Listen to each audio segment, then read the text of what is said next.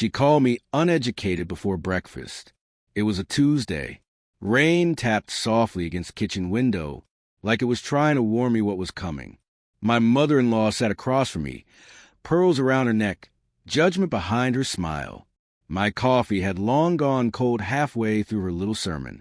"You're jobless," she snapped, folding her manicured hands. "A high school graduate pretending to be a provider.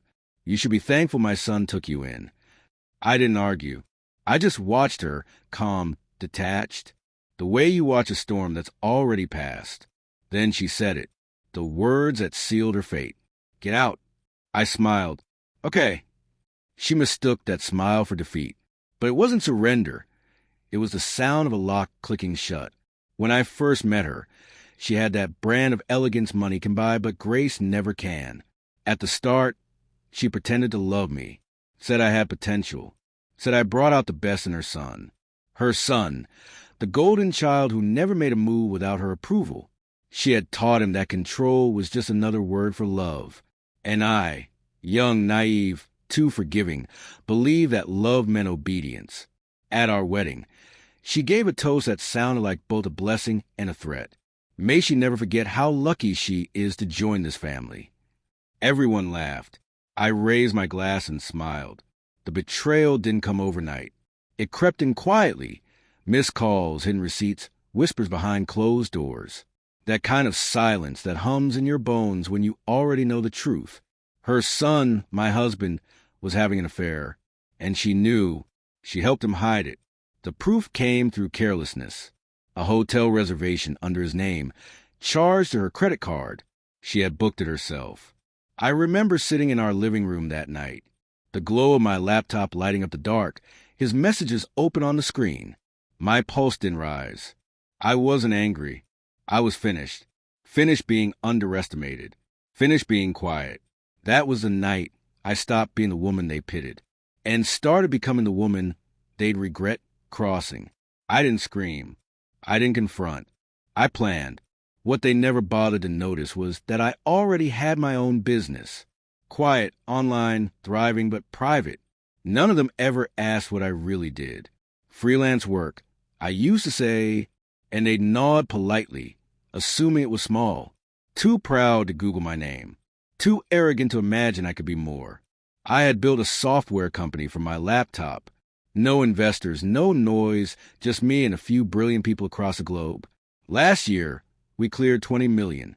While they gossip about my joblessness, I was funding charities, buying properties, and building shell companies, one of which, ironically, held the deed to their house. My husband had transferred it to me during refinancing. Signing papers he never read. He thought it was routine. He was signing away his home. So when she told me to leave, I didn't pack in anger. I packed with precision. I took my passport, my files, my comm. That night, I drove to my penthouse in Chicago, a lakefront retreat no one knew existed. Sometimes peace needs distance. Sometimes revenge needs silence. 3 months went by. No calls. No messages. Just observation. Then the market turned. My husband's debts surfaced.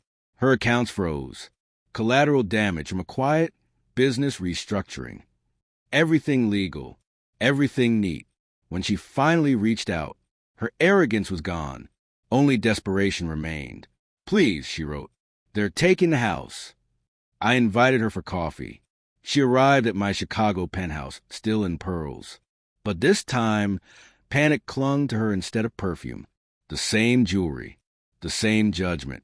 Just duller, cracked at the edges. "I don't understand," she whispered. "How did this happen?" I slid a folder across the table. The property deed, our signatures side by side, dated months ago. Recognition hit her like a slap. He signed this? "Yes," I said. "You were there, remember? You told him not to bother reading.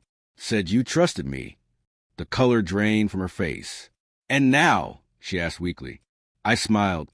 "Now I own everything you thought was yours." The silence that followed was the most expensive thing she'd ever bought. She left without a word. Pride couldn't carry her anymore. Her son called later. I didn't answer. Some apologies don't deserve an audience. I stood by the window, watching the city lights shimmer across the lake. For the first time in years, I felt weightless, not because I won, but because I no longer needed to prove I could. Revenge, I learned, isn't about destruction.